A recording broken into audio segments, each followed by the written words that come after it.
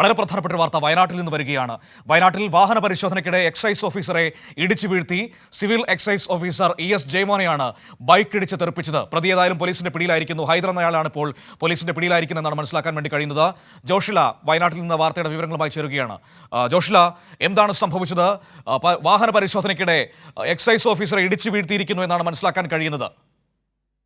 Mananthavady excise circle inspector Sajith ചന്ദ്രന്റെ നേതൃത്വത്തിൽ വാഹന പരിശോധന നടത്തുന്നതിനിടെ ബാവലി ഭാഗത്തു നിന്നും മാനന്തവാടി ഭാഗത്തേക്ക് വരികയായിരുന്ന സ്കൂട്ടർ യാത്രികർ പരിശോധനയ്ക്കായി എക്സൈസ് നിർത്താൻ ആവശ്യപ്പെടുന്നതിനിടയിൽ ഇടിച്ചു വീഴ്ത്തി കടന്നു കളയുകയായിരുന്നു. ഇന്നലെ രാത്രി 8:30യോടെയാണ് സംഭവം ഉണ്ടായിട്ടുള്ളത്. സിവിൽ എക്സൈസ് ഓഫീസർ ES ജയമോനെയാണ് ഇടിച്ച് തെറിപ്പിച്ചത്. അദ്ദേഹത്തെ മാനന്തവാടി ആശുപത്രിയിൽ ആദ്യം പ്രാഥമിക ചികിത്സ നൽകിയ ശേഷം കോഴിക്കോട് മെഡിക്കൽ കോളേജ് ആശുപത്രിയിലേക്ക് കൊണ്ടുപോയിരിക്കുകയാണ്. ഇടിയുടെ ആഘാതത്തിൽ സ്കൂട്ടർ യാത്രികരും തെറിച്ചു വീണെങ്കിലും പിന്നീട് സ്കൂട്ടറുമായി രക്ഷപ്പെട്ട് കടന്നു കളയുകയായിരുന്നു. എന്നാൽ ആ വ്യക്തിയെ ഇടിച്ചു തെറിപ്പിച്ച വ്യക്തിയെ ഇപ്പോൾ പോലീസ് പിടികൂടിയിരിക്കുകയാണ്. ഹൈദർ കാരക്കാമല എന്ന വ്യക്തിയാണ് പോലീസ് പിടികൂടിയിരിക്കുന്നത്. ഇയാൾ 5-ാം മൈൽ സ്വദേശിയാണ് എന്നുള്ള വിവരങ്ങളാണ് നമുക്ക് ലഭിക്കുന്നത്.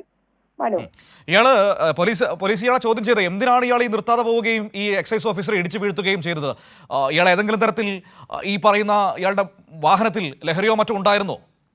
ഇത്തരത്തിൽ ഒരു സംശയം നിലനിൽക്കുന്നുണ്ട്. എന്നാൽ പോലീസ് ഇയാളെ ചോദ്യം ചെയ്തു വരികയാണ്. കൂടുതൽ വിവരങ്ങളൊന്നും ഇയാളുമായി ബന്ധപ്പെട്ട് ഇപ്പോൾ പുറത്തു വന്നിട്ടില്ല. ആ ഒരു സാഹചര്യത്തിൽ നമുക്കത് വ്യക്തമായി പറയാനും കഴിയാത്ത ഒരു സ്ഥിതിയാണ്. എന്തായാലും അത്തരമൊരു സംശയം നിലനിൽക്കുന്നുണ്ട്. ശരി, ഏതായാലും വളരെ വേഗത്തിൽ പോലീസ് അത് കണ്ടുപിടിക്കട്ടെ. അയാളുടെ വാഹനത്തിൽ എന്തെങ്കിലും ഉണ്ടായിരുന്നോ? എന്തെങ്കിലും ഒളിക്കാൻ വേണ്ടിയിട്ടാണോ എക്സൈസ് ഓഫീസറെ ഇടിച്ചു വീഴ്ത്തിയിട്ട് അയാൾ കടന്നു കളഞ്ഞത് എന്ന് കണ്ടുപിടിക്കേണ്ടതുണ്ട്. പക്ഷേ ഒരു കാര്യം ഓർക്കുക, വളരെ വേഗത്തിൽ നിങ്ങളെയൊക്കെ പൂട്ടാൻ കഴിയുന്ന ഒരു പോലീസ് സംവിധാനം ഇവിടെ ഉണ്ട് എന്നതിൻ്റെ ഏറ്റവും വലിയൊരു ഉദാഹരണം കൂടിയാണ് ഇപ്പോൾ നമുക്ക് ഇതിൽ കാണാൻ കഴിഞ്ഞത്, ഈ കേസിൽ കാണാൻ കഴിഞ്ഞത്. ഹൈദറിനെ പിടികൂടിയിരിക്കുന്നു പോലീസ് എന്നതാണ് അതിൻ്റെ ഏറ്റവും പ്രധാനപ്പെട്ട കാര്യം.